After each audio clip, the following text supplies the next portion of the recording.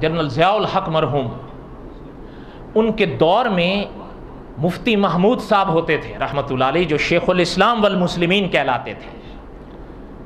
ایک دفعہ اجتہاد کانفرنس ہوئی تھی، یہ آپ کی معلومات کے لیے عرض کر رہا ہوں، شاید آپ کو پتہ بھی ہو، غالباً اسلام آباد میں۔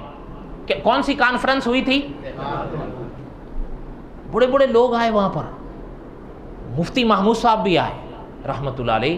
میں آپ حیران ہوں گے، یہ شہید ختم نبوت مولانا یوسف لدھیانوی رحمۃ اللہ علیہ نے لکھا ہے، جب مفتی محمود صاحب رحمۃ اللہ علیہ کھڑے ہوئے تو انہوں نے ایک بڑی عجیب بات کہی۔ جو پہلی لائن میں لوگ بیٹھے ہوئے تھے، کرسیاں لگی تھی، بہت لوگ بیٹھے تھے، تو انہوں نے اجتہاد پر باتیں کرنی تھی یا اپنے اپنے مقالے مقولے پیش کرنے تھے۔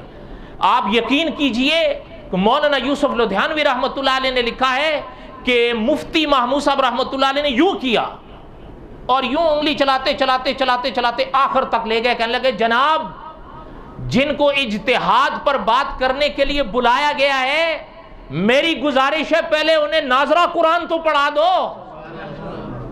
اب تو سب کوئی نیا دور ہے نا، بلکہ آپ نے سنا ہے، اگر نہ سنا ہو تو میں آپ کو دکھاؤں گا۔ ایک آواز آ رہی ہے کہ قرآن پاک میں ہے، یا ایھا الذین آمنو، اے ایمان والو، کتب علیکم الصیام، تمہارے اوپر روزے۔ وہ کہتا ہے کہ سیام جمع ہے، جمع، میرے ساتھ بول دو، جمع ہے۔ جمع کا لفظ 3 کے لیے بولا جاتا ہے، تو روزے تو زیادہ سے زیادہ 3 ہونے چاہیے، تو مولویوں نے 30 بنائے ہوئے ہیں۔ ہاں، یہ آج کل کے نئے مجتہد ہیں نا،